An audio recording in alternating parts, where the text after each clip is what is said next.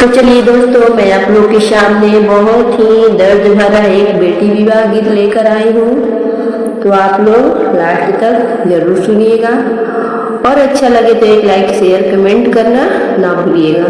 तो चलिए मैं सुनाती हूँ आप लोगों को, आप लोग सुनिए।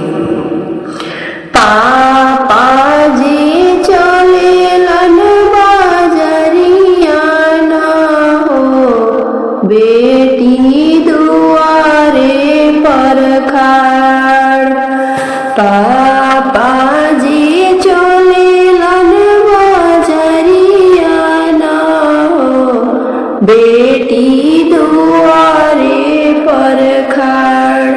पापा की पड़ेला नजरिया ना हो, बेटी भइली सयान। पापा की पड़ेला नजरिया ना हो, बेटी भइली सयान।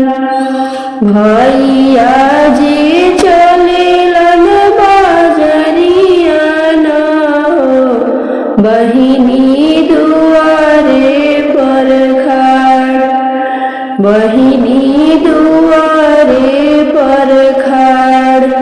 भैया के पड़ेला नजरिया ना हो, बहिनी भइली सयान।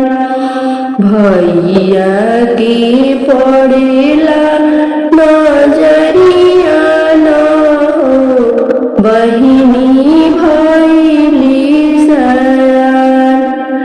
पापा जी बान्हेलन पगरिया ना हो, चंदन शोभेला लीलार। पापा जी बान्हेलन पगरिया ना हो, चंदन शोभेला लीलार। भैया साजेलन लाली घोड़ावा ना हो, खोजे चलले बर राम।